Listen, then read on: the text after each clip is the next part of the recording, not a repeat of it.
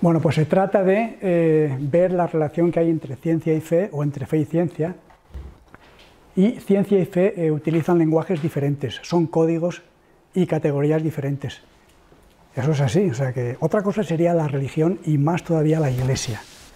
Pero fe es una cosa muy íntima, muy de puertas adentro de cada persona. Otra cosa es la religión, que es un sistema de creencias, etcétera, después lo diré. Y más aún es la Iglesia, que como toda institución pues tiene mucha inercia. Por ejemplo, para dar una vuelta a un portaaviones pues necesita 10 kilómetros. Pues las instituciones, la Iglesia, un juzgado, un ministerio, etcétera, tienen mucha inercia y se resisten al cambio. Pero ciencia y fe son lenguajes diferentes. Entonces, ciencia, una cosa interesante siempre es acudir a la genealogía de la palabra, porque ciencia viene del griego. Sabéis que venimos del griego y del latín, venimos de ahí nosotros. Y si vas a la palabra, que las palabras son los documentos más fidedignos que tenemos del pasado. Ciencia viene de stire, stire es saber, entonces ciencia viene de saber.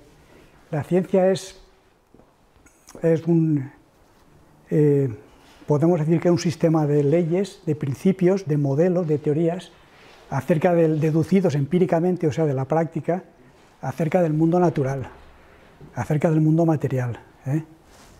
Es fuera, exterior al hombre. También podemos decir que es una pregunta, puesto que como somos curiosos y estamos programados los humanos, el hombre, o sea, varón y mujer, el hombre está programado para ser curioso. Está diseñado para ser curioso y se pregunta cosas. Pues también podemos decir que la ciencia, aparte de leyes, teorías, etcétera, es una pregunta con 1000 caras, nunca contestada del todo, surgida del asombro que se hace el hombre desde que amaneció en el planeta.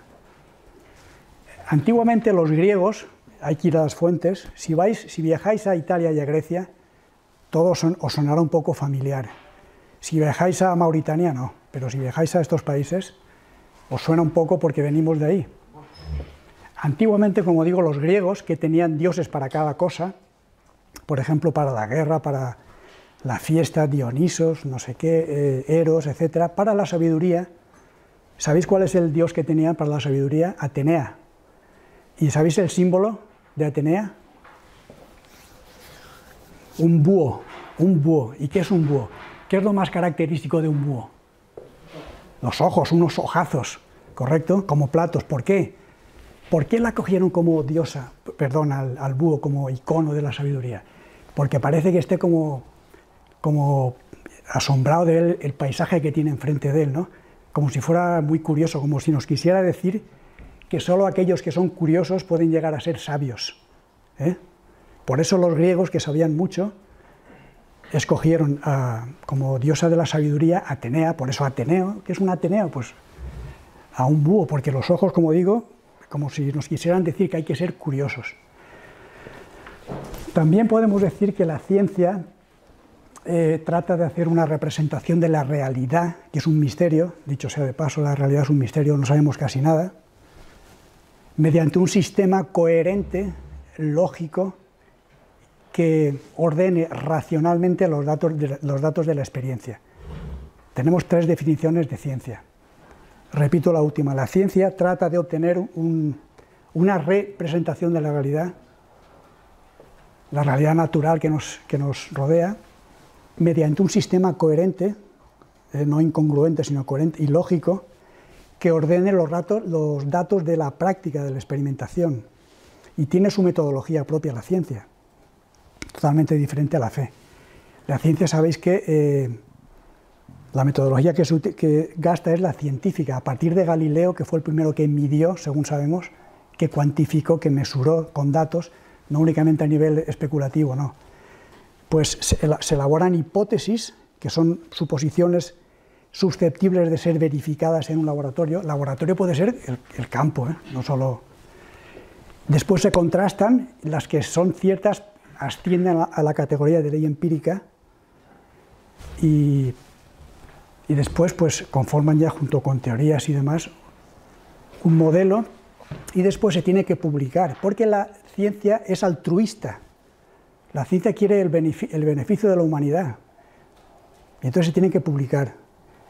Y se tienen que publicar en revistas especializadas que no venden en kioscos, te suscribes en un lenguaje muy denotativo, muy técnico, pero se entiende muy bien, porque el lenguaje técnico, como casi todos son neologismos, pues es fácil de entender. Televisión se dice televisión en todos los idiomas. Láser se dice láser en todos los idiomas, ¿no? ¿Cómo se dice en inglés láser? Láser, y en alemán láser, en ruso láser. Eso es así, aparte es el acrónimo de Light, Stimulated, Emission, Radiation. Bueno, pues eso se publica, etcétera. Lo contrario de la magia, que es oscurantista, secreta. Incluso cuando llamas a una tienda de magia te dicen, ¿usted quién es? Porque eso es una cosa para pocos. Si quieres hacerle la Pascua a un mago, di el secreto, el truco, y eso te lo has cargado, ¿no?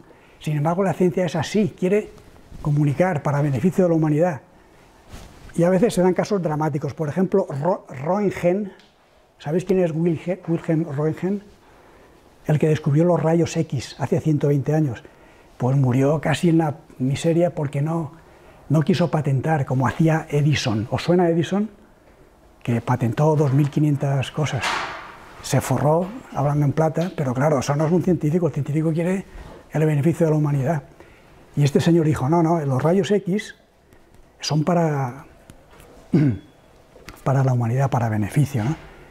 Y eso es un detalle, igual que Madame Curie. Madame Curie, María Sklodowska, polaca, adoptó el apellido del marido francés, cosa que aquí en España no se hace, para que después digan. Pues cuando descubrió el radio y el polonio dijo, esto es para toda la humanidad, y no lo patentó. Y sabéis que el radio se utiliza, el radiodiagnóstico. En medicina hay una especialidad que es la medicina nuclear. Ahí todo el mundo es pronuclear, porque todo el mundo quiere que un isótopo te destruya un tumor maligno. Hay todos a favor de la energía nuclear. Bueno, pues todo esto viene de Becquerel, Curie, etc. Y esta señora no... Como he dicho antes que la ciencia es altruista, al principio, bueno, la fe, que no hemos dicho qué es. La fe, sin embargo, es consubstancial al ser humano. Es un poco ya, está en las profundidades del ser. ¿Y por qué? Pues porque cualquier persona que piense, no, que sienta, se sabe desamparado, se sabe huérfano, y entonces necesita un asidero. Eso es así. Estamos desamparados en este cosmos tan vasto y tan impersonal. Y entonces es lógico que salga, que brote la fe y la religión. En cualquier pueblo que en el mundo ha habido religión, o ha habido fe, o animista o primitiva, pero siempre han creído en algo, porque se sienten, es condición humana, sentirte perdido y huérfano en este cosmos tan vasto, ¿no? Y tan impersonal. O sea, la fe es consubstancial al ser humano, es así. Casi tienes que hacer esfuerzos por no tener fe, si es que te lo pide el cuerpo. Y la gente, pues hoy en día, procura tapar. Voy a decir otra cosa. Blaise Pascal, el filósofo francés, decía que todos, porque esto que ocurre ahora, que es un caos, ya es siempre ha sido así. Lo que pasa es que ahora te enteras de todo enseguida.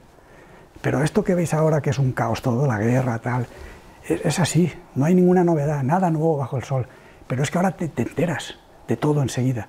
Pues Pascal, en el siglo XVII, dijo que los desastres de la humanidad vienen de no poder estar sentado 5 minutos en una silla en silencio. Y ¡pam!, pegó en el blanco. A ver si sois capaces de estar sin teléfono ni pantallas en una silla esta tarde 10 minutos en silencio. A ver si lo soportáis. Pues veréis que no podéis, porque estáis siempre tapando lo que decía antes de la fe, ¿no? Que cualquier persona que piense un segundo, parece que le nazca de sus entrañas el creer en alguna entidad. Bueno, pues la fe, definiendo, es la creencia y la esperanza en la existencia de algún ente superior que en el catolicismo, que es nuestra religión mayoritaria, se constituye en el amor. No solo se trata de ser un Dios relojero, muy bueno, no. Eso está bien, pero no solo eso. Hablo de compasión, de amor, de caridad, ¿eh?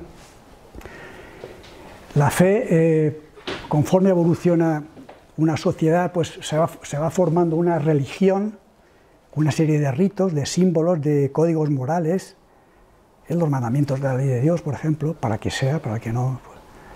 Y entonces ya tenemos un sistema que se va complicando un poco, y después podrá o podrá no tener iglesia. La iglesia, como he dicho antes, es una institución, y hay religiones que no tienen iglesia, y no pasa nada. En el caso de la católica, que es la mayoritaria aquí en nuestro país, existe la iglesia.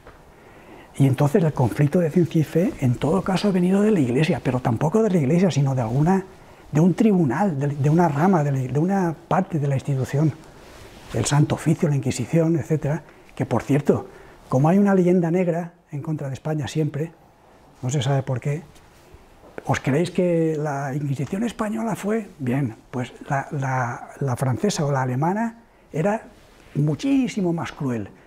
Solo en el siglo XVI, XV, en cuanto a las brujas, que había muchas brujas, veían brujas por todas partes los europeos, los centroeuropeos. En España no había brujas. Sin embargo, la Inquisición en Italia y en Francia y en Alemania mató a miles y miles de brujas a la hoguera. Hay incluso películas que salen brujas que las ejecutan, las queman, ¿no? Entonces, como digo, cuando estalla la institución que es la Iglesia, surge ya el problema, porque a la Iglesia, como he dicho antes, tiene mucha inercia a cambiar, mucha inercia. Es una institución, todo un tinglado montado, en el sentido positivo. Entonces le cuesta. Y ahora vamos a ver, ya hemos dicho que es fe, religión, Iglesia, sabemos que es ciencia. La ciencia procura que la fe no caiga en la idolatría ni en la superstición. Porque sabéis que hay gente que tiene fe que son muy escrupulosos y muy supersticiosos, ¿no? Yo lo veo así, hay gente. Pero espérate, no te lo pierdas, la fe también se encarga de que la ciencia no caiga en el cientificismo. Porque hay científicos que, vamos, que no puedes, no duran ni 30 segundos hablando, se jactan de serlo, ¿no? Yo soy ateo, la ciencia lo sabe todo, para el carro. Porque está mal visto decir que no. Esos al principio no es raro que sean ateos al principio, deslumbrados por la ciencia, pero cuando perseveran y siguen investigando y se dan cuenta de que nunca van a llegar al final, de que nunca van a saberlo todo porque no tiene sentido, ya vuelven a la fe. Los científicos brillantes no suelen ser ateos dogmáticos, totalitarios, intolerantes, que no respetan. No. Los científicos brillantes son respetuosos con la gente que tiene fe, porque saben que en el fondo no sabemos nada. Lo tenéis claro, es que no sabemos casi nada. La realidad es un misterio. Es así. O sea que un poco de ciencia aleja y paradójicamente más ciencia acerca a la fe. ¿Os dais cuenta de la paradoja? O también si tú vas ascendiendo a la montaña del conocimiento, resulta que sabes más porque subes, pero ignoras más porque el paisaje que ves es más grande, que es lo que te queda por saber. O sea que sabes más, asciendes, pero desconoces más porque el paisaje, y no hay manera. Y al final un científico, no es raro el caso de que científicos muy buenos, como Max Planck, como von Neumann, el padre de la cibernética, de los ordenadores, no es raro que al final sean religiosos, conversos, practicantes. No, eso no se suele dar a veces. Ellos que se las daban de que la ciencia lo sabe todo, el cientifismo. Que he dicho antes que la fe te vacuna contra el cientifismo y el error. Bueno, pasamos a la segunda parte, la edad antigua. Vamos a ver, ahí no había una religión propiamente dicha. La nuestra nació en la religión católica en el siglo I, pero en Grecia, que es donde se dieron las circunstancias para que brotara un saber, la filosofía, ahí sí estaba el concepto de Dios, pero era como un motor inmóvil, como una causa, pero ya está. No había una praxis. Puede que hubiera fe local, religiones locales, porque como he dicho antes que brota en cualquier pueblo, pero no había ningún conflicto. Aristóteles, que era el que, bueno, estaban los presocráticos antes del siglo -5 o 500 antes de Cristo, y después los socráticos, o sea, después de Sócrates. Aristóteles, pues claro, el sentido común. Aristóteles tiene una filosofía del sentido común, y el sentido común engaña, porque según el sentido común la Tierra es plana. Fíjate tú si es plana. O ¿sabes? Es una bola, ¿no? Pues fíjate si es plana. Pero el sentido común, si no te han dicho que es redonda, el cuerpo te dice que es plana. ¿Sí o no? Sí o sí. La Tierra es plana, si no te lo han dicho que es redonda. Y que todo gira alrededor de la Tierra, aunque eso también depende del sistema de referencia. También, según el sentido común, el cielo es azul, y eso no es cierto, el cielo no es nada, es vacío, ¿no? Pero Aristóteles, en aquella época, el sentido común es el que, como no había instrumental, todo se basaba en los sentidos. El tacto, el olfato, el oído, que oye lo que oye, porque hay muchas cosas que no oye. Los infrasonidos y los ultrasonidos.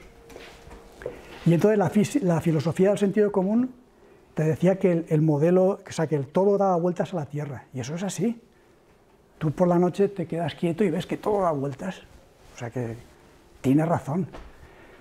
Pero claro, como después, aunque ya había después Aristarco de Samos, otro héroe, ya se dio cuenta de que aparte de que era esférica la Tierra, porque eso se notaba en los eclipses, la sombra que proyecta la Tierra a la Luna era esférica. O también si ves un horizonte muy grande en días muy claros, ves que no es una recta, pero claro, tienes que estar al tanto y hacerlo bien. Y ves que hay una pequeña desviación de minutos. O cuando un barco se aleja, lo que todos dicen, ¿qué es lo último que se ve cuando un barco se aleja? El mástil más alto, las velas, ¿no? Y hubo gente que efectivamente, Aristóteles no, pero Aristarco ya dijo que la Tierra era redonda, que era muy fuerte en aquella época, y que todo giraba alrededor del Sol. No solo la Tierra, sino toda la cohorte de planetas, que en aquella época, a ojo desnudo y a simple vista, se veía hasta Saturno. Pero claro, en aquella época se miraba al cielo, ahora no. Ahora la gente mira de la mitad para abajo. Y hay mucha contaminación lumínica, pero si estáis un día en el campo, en el interior, un día que no haya luna o luna nueva, y os tumbáis, un día despejado, raso, y la de cosas que pasan por ahí. Y antes era así siempre. Por eso fueron capaces de descubrir verdaderas cosas rarísimas que parece mentira que con el ojo desnudo se puedan ver. Por ejemplo, bueno, esto se me olvidaba, lo voy a dejar aquí, es que si no... A ver, al revés. Eso lo dejo ahí y hablaré después. Sí, la precesión de los equinoccios, o sea que la Tierra, esto, gente, o sea, los griegos que no tenían instrumental, únicamente la vista, sabían que la Tierra era redonda, sabían que no giraba así, sino así. Por eso las estaciones, si fuera así y el Sol está aquí, siempre da de lleno en todo el planeta. Y aquí, o invierno o verano, porque da, pero no era que era así. Entonces, como hay 23 grados ahí, aquí pega de lleno el Sol y aquí es invierno, lo veis, ¿no? Pero esto ya lo veían ellos. O sea que las estaciones no es porque es una elipse, no, es por esto, por la alineación del eje. Hiparco de Nicea, Aristarco, toda esta gente lo sabía ya, ¿eh? Y entonces, siguiendo, estaba hablando de la precesión de los equinoccios. La precesión es esto que vais a ver. He traído un experimento en el cual se ve más o menos esto. Fijaros lo que hace. ¿Qué hace el eje de...? Bueno, un momento.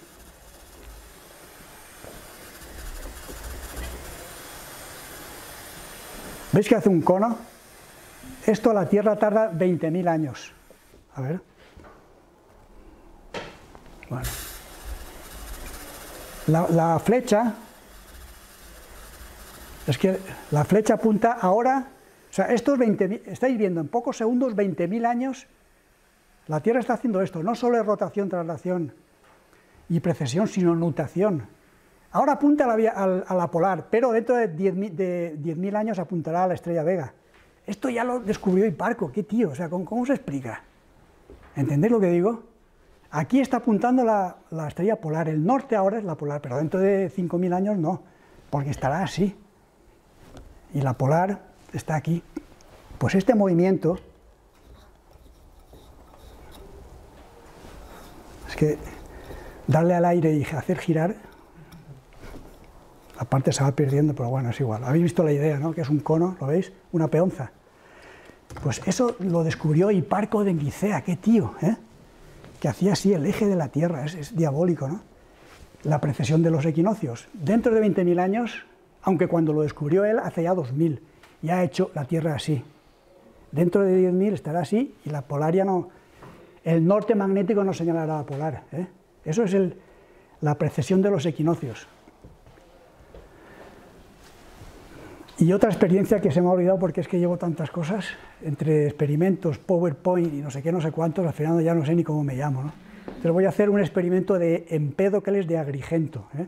Cómo descubrió el aire. Bueno, pues, y después vuelvo ya al Renacimiento.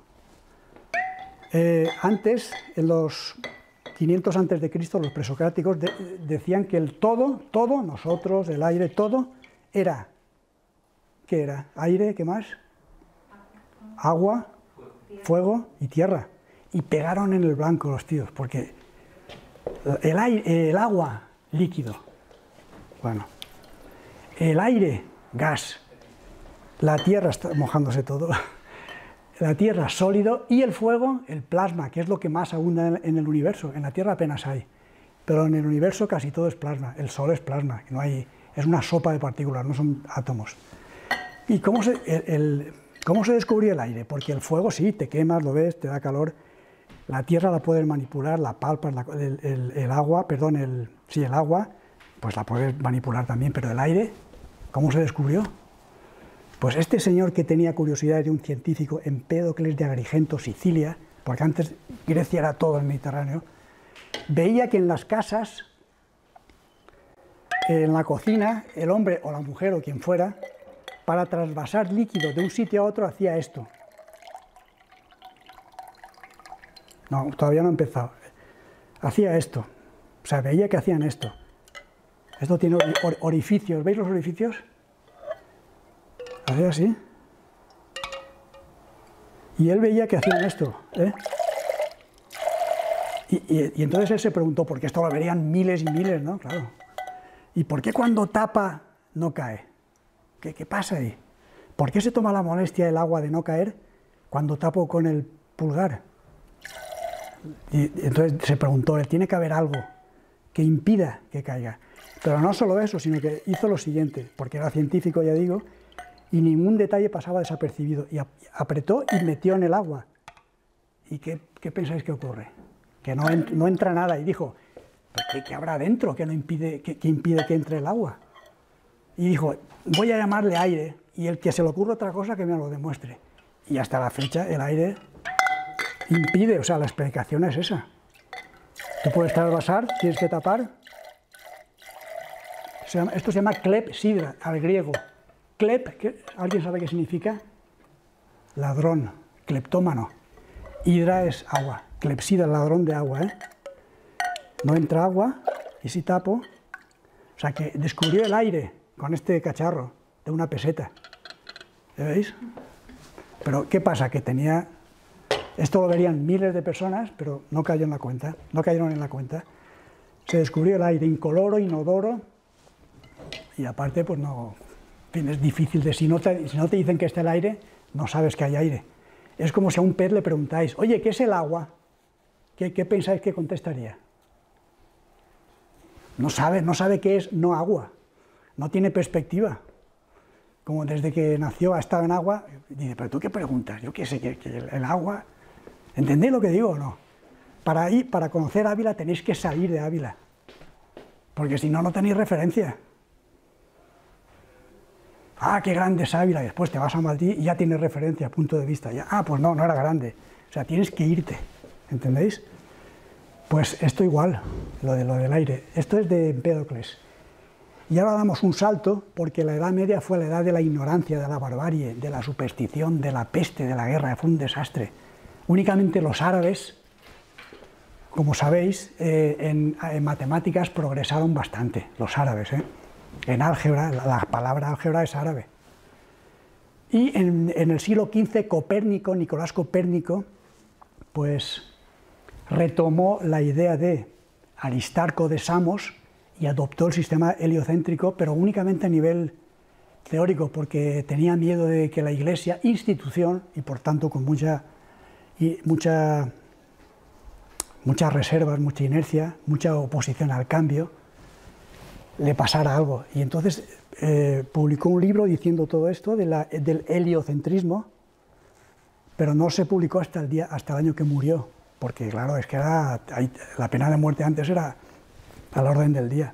La hoguera estaba, vamos, ahora ya no, pero ahora estamos más civilizados, pero antes, vamos, era la barbarie, ¿no? Y ni juicios con garantías ni nada, eso es de anteayer, eso es de ayer por la tarde. Antes era el más fuerte, la ley del más fuerte. Y entonces el terror que había entonces, terror o miedo, y el miedo es libre, pues tenía tal miedo Copérnico que adoptó un sistema heliocéntrico, también porque era mucho más fácil poner el Sol en el centro para calcular todas las tablas. Porque Ptolomeo, siglo II, también griego, dijo que lo de Aristarco no, que él era el sistema geocéntrico, el partidario, y se armó cada lío con los epiciclos, epicicloides, evolventes, ecuantes. Tenía un follón de epiciclos para explicar que era todo lo que daba vueltas a la Tierra, que dijo Copérnico, pues si ponemos el Sol en el centro, esto es facilísimo. Todo da la vuelta al Sol y es fácil de calcular, todas las tablas y todo. Porque antes el calendario era muy importante. En los calendarios ahora no, pero antes sí. Y querían ver las tablas, en fin, la colocación de los objetos en el firmamento, etc. Y Copérnico, en realidad, el giro que él provocó no es por lo que hizo, sino por lo que supuso después. Es como un gran barco que vas a botarlo, porque lo acaban de hacer los astilleros, y hay una cuña pequeña que es la que queda. Entonces Copérnico hizo cloc y el barco ya se fue al mar. Porque fue un giro copernicano que se adopta en el lenguaje. Eso se dice. Igual que de Aristóteles se dice la quinta esencia, la furia de los elementos. El lenguaje nuestro es aristotélico todavía, ¿eh? Bueno, pues Copérnico. Copérnico no hubiera tenido tanta fama si no hubiera sido por Galileo, porque Galileo Galilei también adoptó el sistema heliocéntrico, que es el que facilitaba todo.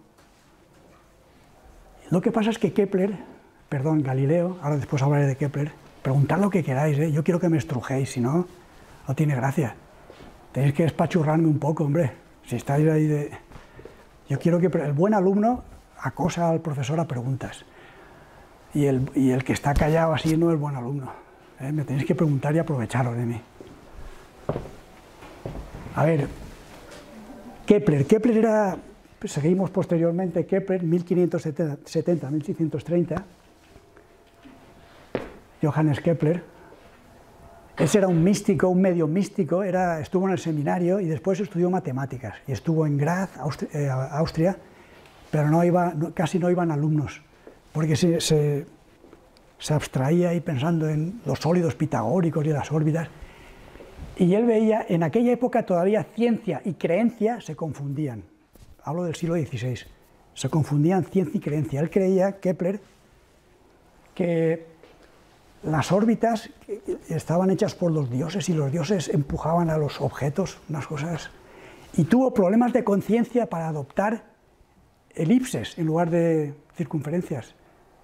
Porque la circunferencia, como he dicho antes, es la perfección. Todo el mismo radio, y la elipse es lo que él vio con las leyes de Kepler que describían los objetos.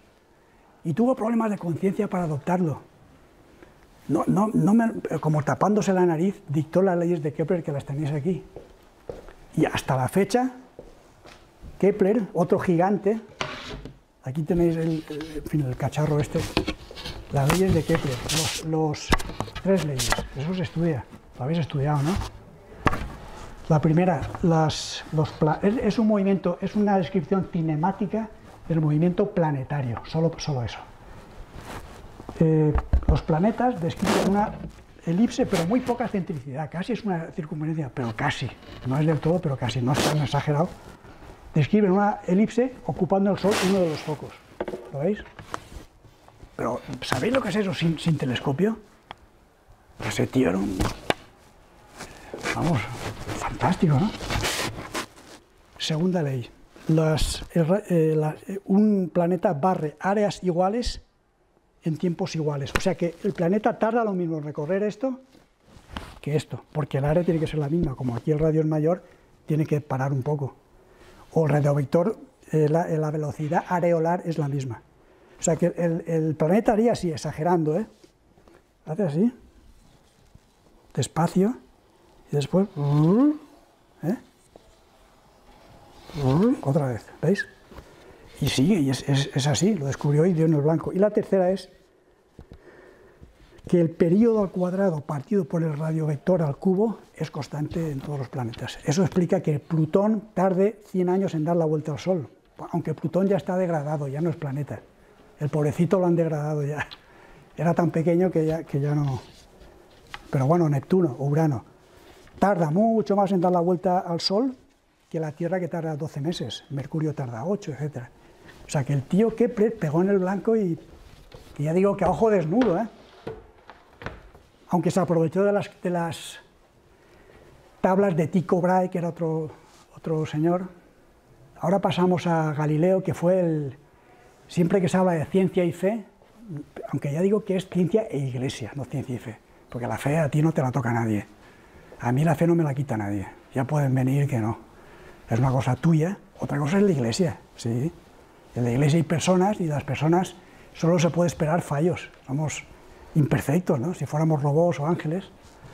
Entonces Galileo Galilei, que por lo visto se enrollaba muy mal, para que entendamos, el tío no era diplomático y era un poco retador, polemista, pues empezó medicina, se lo dejó, era de Pisa, donde está la torre de Pisa, y después, como no le gustaba mucho la medicina, vio una supernova. Supernova es que de repente ves como una estrella más en un sitio donde antes no había nada. Eso es porque una estrella se ha acabado el combustible, porque las estrellas nacen, viven y mueren, ¿eh? Y hace ¡pum!, un petardazo final y un fogonazo final. Pero eso tarda años, el fogonazo. Si tienes la suerte de poder ver una, a veces hay una. Tycho Brahe vio una, que estuvo 2 años ahí, Galileo también, y eso cambió los estudios que hizo. A partir de ahí, medicina fuera, astronomía y ciencia. Pues se dedicó a eso y dio clase de matemáticas. Primero explicó el modelo geocéntrico y después dijo que no, que modelo heliocéntrico. Y el Papa Pío V dijo, vale, pero que sea solo a nivel teórico. El Papa, a nivel teórico. No publiques nada. Y él acató la orden o la sugerencia en 1615. Pero en 1632 publicó un libro que es Diálogos sobre sistemas del mundo, dedicado al Papa, con toda la intención. Y había un diálogo entre 3 personas, uno de los cuales se llamaba Simplicio, que como suplantando al Papa, que era amigo de él antes de ser Papa, Urbano VIII, Barberini, Urbano VIII. Y como se lo tomó muy mal el Papa porque lo ridiculizó en ese libro que lo publicó, y ese fue el delito, pues ya algún anónimo, porque antes bueno, y ahora también, te puede denunciar. Y entonces, ¿sabéis qué le hizo la Iglesia a Galileo? No lo mató, ni lo torturó, ni nada. La gente se ve que va, si no le hizo nada. Lo condenó a arresto domiciliario, ya está, no. Y lo torturó y no sé qué, que no, hombre, que no. Para que cuando lo oigáis por ahí, decirle que no, hombre, que no lo torturó ni nada. Que lo condenó a arresto domiciliario, un domicilio que era una finca, Arcetria, fuera de Florencia. O sea, que no le hizo nada a la Iglesia. Que no se engañen diciendo que fue torturado y condenado a la cárcel. Que no, hombre, que no. Lo que pasa es que, claro, le apercibió y tuvo un arresto domiciliario. Pero que no lo mató la Iglesia. Es que estoy harto de oírlo. Y eso es falso, es mentira. No lo ejecutó ni nada, ¿qué va? Ahora, la Inquisición le hicieron ver los instrumentos de tortura, en fin, para que se... Y entonces él, como tenía miedo, y he dicho antes que el miedo es libre, pues se retractó. Bueno, pues no creo en nada, venga, firmo donde queráis. Y el tribunal, pues ya no y acabó el caso, ¿no? Aquí tenemos esto, o sea, pero ha pasado la historia de la ciencia, no de la ciencia y fe, no por lo del el sistema heliocéntrico, sino por una serie de experimentos de mecánica. 1, 2 y 3. Esto es un plano inclinado. Él era católico profundo, antes no había ateos, no se daba eso, todo el mundo era creyente, pero él era a machamartillo. Y en la catedral de Pisa veía, como era curioso, científico, que las lámparas, cuando hacía viento, cuando oscilaban, era igual el periodo cuando la oscilación era pequeña que cuando era grande. Y eso es así. Entonces yo lo tengo aquí. Y entonces él quiso estudiar la gravedad, pero como no tenía instrumental, lo que hizo fue suavizar la caída libre. ¿Y cómo la suaviza? Con un plano inclinado. Y dedujo la fórmula de la caída libre. Y hizo lo siguiente, vais a ver. Él vio que quedaros con el ritmo que hace este tubo, quedaros con el ritmo, ¿eh? Es el mismo más o menos, ¿no? Más o menos, hombre. Pero esto lo he hecho yo. Me lo ha hecho un ebanista. Pero veis que en el primer segundo, fijaros por favor, es que no lo vais a ver más, modestia aparte, esto no lo vais a ver más. Porque esto no... En el primer segundo recorre esto, 1, una unidad de longitud. En el segundo, 3. En el tercer segundo, 5. ¿Os suena la música? En el cuarto segundo, 7. ¿Os suena? 1, 3, 5, 7. O bien, hasta el primer segundo, 1. Hasta el segundo, 4. Hasta el tercer segundo, 9. 1, 4, 1, 2 al cuadrado, 3 al cuadrado. Hasta el cuarto segundo, 16. 1, 2 al cuadrado, 3 al cuadrado, 4 al cuadrado. O sea que el tío dio en el blanco y dijo, ese igual, en fin, no sé el detalle, pero vio que el espacio recorrido, aquí, era proporcional al cuadrado. 1 al cuadrado, 2 al cuadrado, 3 al cuadrado, 4 al cuadrado. Eso lo hizo Galileo. También la historia de la ciencia recoge que se subió a la Torre de Pisa, que era su pueblo, su ciudad, y dejó caer, para cargarse a Aristóteles, porque Aristóteles decía que lo que era más pesado caía antes. Sí, puede ser porque el aire estorba y enmascara el experimento. Dejas caer una pluma y efectivamente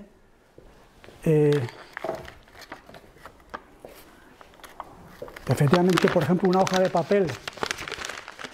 papel, a ver, ¿qué va a caer antes al suelo? No, esto cae antes, ¿no? Está claro. Pero tú puedes hacer esto. Un poco más y me cargo. Puedes hacer esto. Y entonces ves, lo siento, pero va a caer, a ver, ¿dónde lo hago? Aquí, ¿no? Y cae igual, porque ya la resistencia del aire no se tiene en cuenta. Bueno, pues lo que dijo Aristóteles duró 2400 años. Y Galileo dijo, pues no, de eso nada. Era científico y no tragaba, hablando... Y entonces dejó caer dos esferas, una de madera y otra de metal, y las dejó caer y cayeron al unísono. Y con ese simple experimento, aunque después hay que repetir y meses y otra vez y tal, porque no es todo tan fácil, se cargó la ciencia, la física aristotélica, o también la cicloide que tenemos aquí. Vamos por Galileo, no sé cuánto tiempo queda. Galileo Galilei también estudió la curva llamada cicloide. Esto que veis aquí, todo esto es Galileo, ¿eh? Hay un museo en Florencia que es Museo Galileo, antes de la historia de la ciencia, que si vais allí os recomiendo que lo veáis. Otra manera de aprender es viajar. Viajar se aprende mucho, ¿eh? Y es más barato de lo que pensáis. Y si queréis aprender, vais allá a Florencia y veis todo esto. Esto aquí mide 1,60, el que yo me he hecho, pero allí mide 5 metros y pico. Y tenéis esta curva que es especial porque desde donde deje caer estos objetos llegan al mismo tiempo a la base, ¿eh? ¿Qué recorre más, este o este? Este, ¿no? Está claro. Pero vais a ver aquí pero desde donde sea. O sea, que no tiene en cuenta el camino. Entonces esta curva se llama cicloide, que es la línea que describe un punto de una circunferencia cuando rueda sin deslizar. O sea, sería así. Lo que pasa es que está invertida. Muchos matemáticos estudiaron también esta curva y con esas características. Aparte que es el camino más corto. Si pusiera aquí una recta, llega antes por aquí que por la recta, aunque sea más corta en espacio, pero en tiempo llega antes por aquí. A ver, después de Galileo, saltamos ya porque lo conocéis, este señor, Mendel, chapó también, en un monasterio agustino en Austria, pues fue capaz de descubrir las leyes de la herencia. Simplemente en el huerto de su celda, tenía todo el tiempo del mundo, y descubrió lo de genes recesivos, dominantes, etc. Y ningún conflicto de fe. Nada, ningún conflicto. Y se estudian las leyes de Mendel hoy en día. Y Lemaitre es el paradigma, es el ejemplo de lo que es la unión entre ciencia y fe. Ningún conflicto. Ya digo que porque no hay. Ya digo que sería iglesia en todo caso. Este señor, que era muy brillante, estudió física, se ordenó sacerdote y todos los días celebraba misa de 8 y después se iba a la facultad a explicar relatividad general. No te lo pierdas, que no la entendía nadie. Incluso Einstein le costaba entenderla, a no ser que la explicara otro. ¿Entendéis lo que digo? La relatividad general es una teoría que es un aparato matemático de tensores y muy poca gente la entendía. Y este señor, después de celebrar misa, se iba a la facultad en Lovaina y explicaba relatividad general a sus alumnos. Y en el 1927, tendría 31 años, postuló lo del Big Bang. El nombre lo puso en inglés para ridiculizar, pero se le ocurrió a este señor, a George Lemaitre, un cura. El Big Bang, que tiene tanto éxito, porque hay otras teorías, pero la que ha caído bien es el Big Bang, como una explosión. Eso es muy raro, pero sin embargo se acepta, se adopta como teoría. Pues fue este señor, un cura, que, en fin, católico, ni protestante ni nada. Y en 1927, claro, porque si las galaxias, aquí tenéis, he traído un modelo, él dijo que porque se expanden, se puede saber por un espectroscopio, el universo, según dijo este señor, se expande, y Hubble y más gente, vais a ver. Fijaros la distancia relativa entre una galaxia y otra.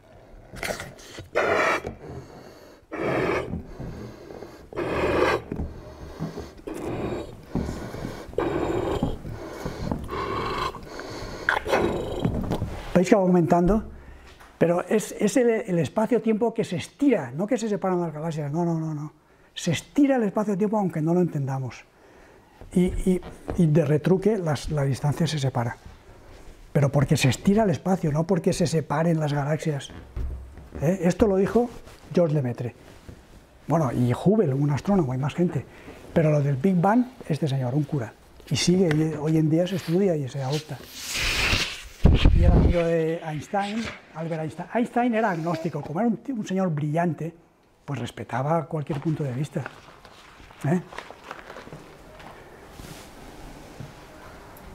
Y George Lemaitre también sabía lo de las estrellas, que nacen, viven y mueren. Las estrellas, si son como el Sol, al final cuando mueran serán unas enanas blancas y nada. Si son un poco más grandes, serán púlsares, que son unas estrellas como faros, muchas veces por segundo.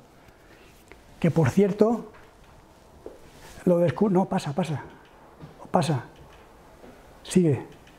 Jocelyn Bell, que ha venido aquí a España varias veces, descubrió los púlsars, pero el premio Nobel se lo llevó el director de tesis, el tío, ¿sabes? Anthony Hewitt, que tiene 90 y tantos, pero esta señora estaba haciendo un doctorado sobre púlsares, que son estrellas de un tamaño medio entre el Sol y otras más grandes, y vio que eran como faros, como unos polos de luz.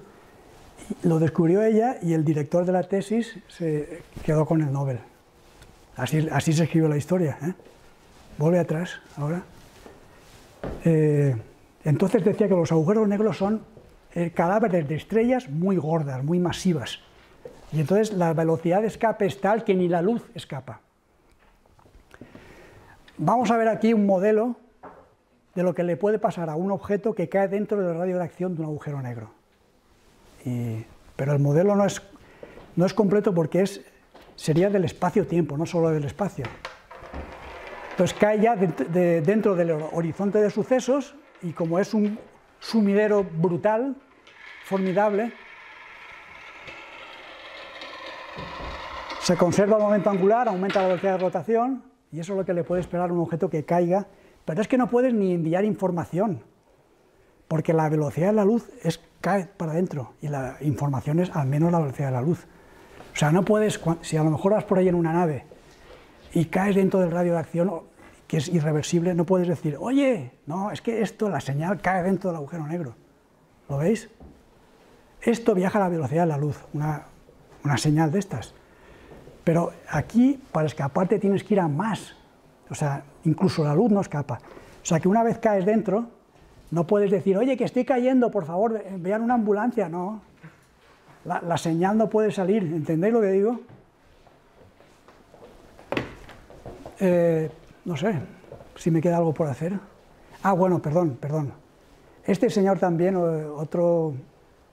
este era señor aristócrata, y dijo que la materia es onda y corpúsculo. Eso se nota sobre todo en partículas elementales, como electrones. Pero nosotros también tenemos una onda asociada, pero la longitud de onda es tan pequeña que no puedes ni detectarla. Vas a ver. Este señor descubrió la trisomía 21, el síndrome de Down.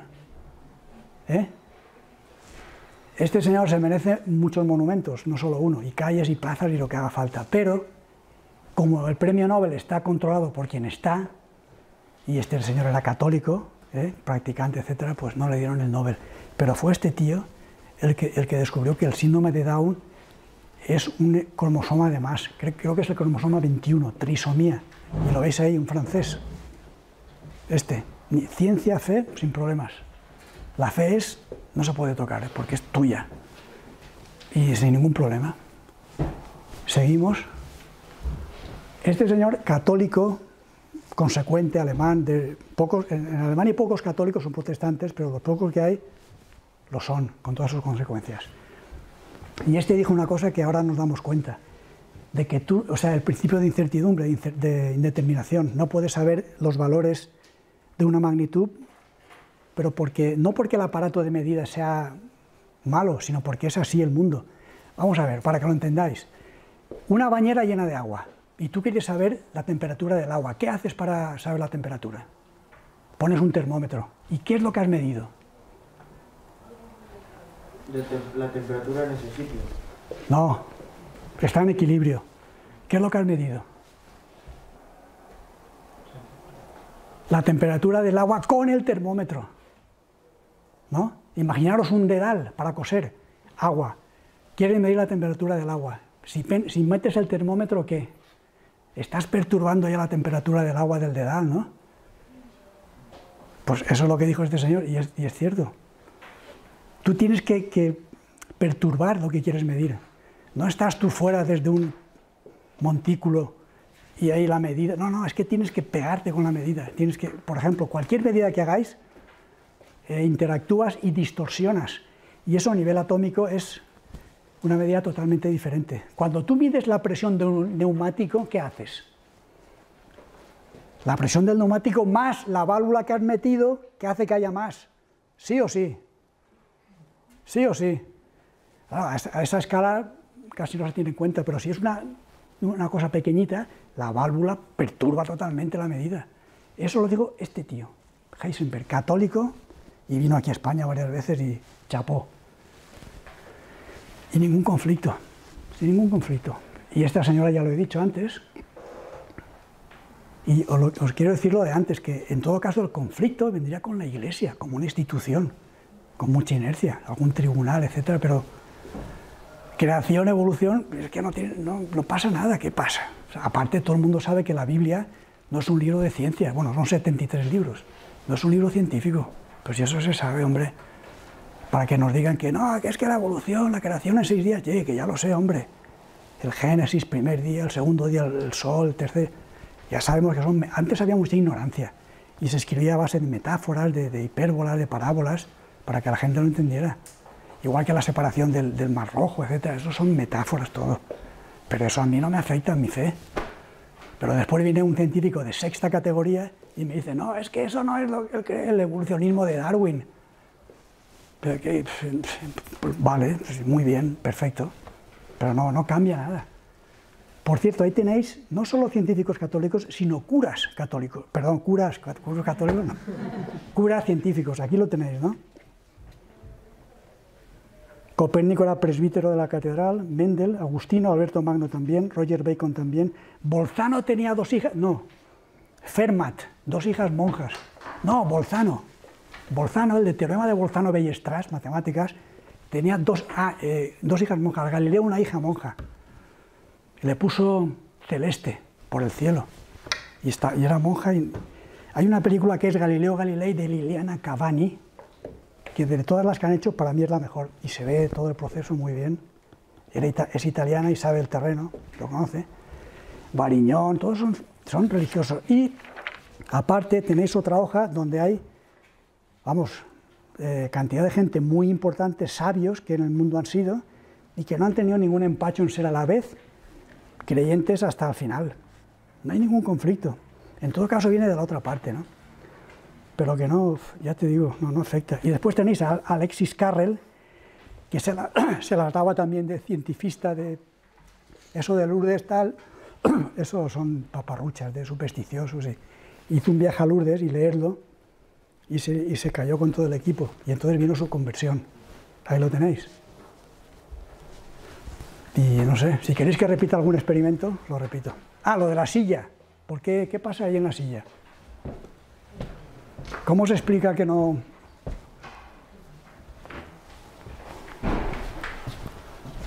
Bueno, el centro de gravedad, ¿no?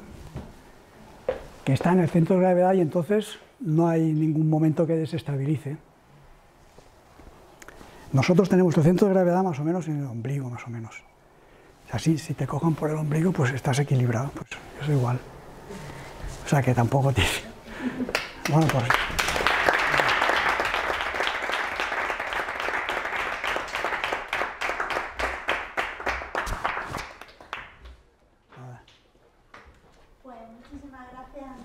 Nada. Yo estoy aquí encantado de estar aquí en Ávila. Uf, si supierais... Un placer. Y además es muy interesante. Si alguien quiere preguntar algo, os digo que son categorías diferentes la fe y la ciencia. No hay ningún problema. Y hasta se ayudan. Y cualquier institución con personas, pues ya sabéis, la iglesia... Pero eso es la superficie, ¿no? Ah, se me olvidaba este, que es el más interesante. Esto. Se me ha olvidado otro también.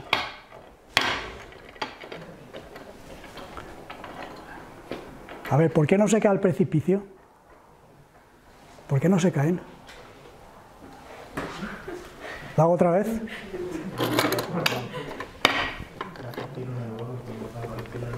¿Por qué no quieren caerse por el precipicio y matarse? ¿Cómo se explica?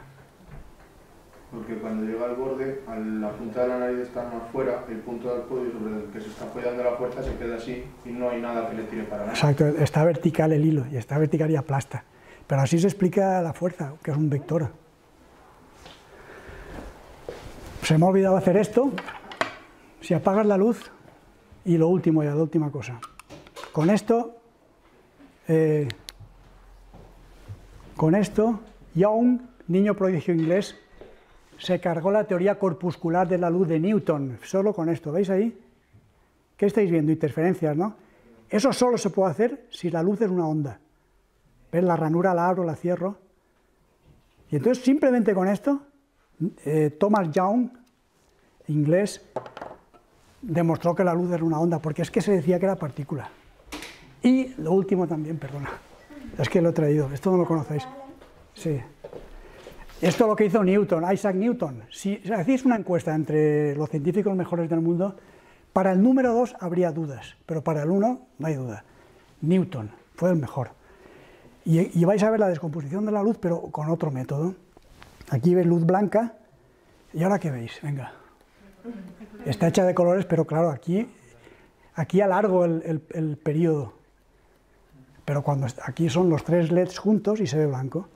Pero si los separo, ¿cómo lo puedo separar? Pues aumentando la trayectoria. Esto lo hizo Newton no hizo esto, pero descompuso la luz blanca en colores. Y ya está.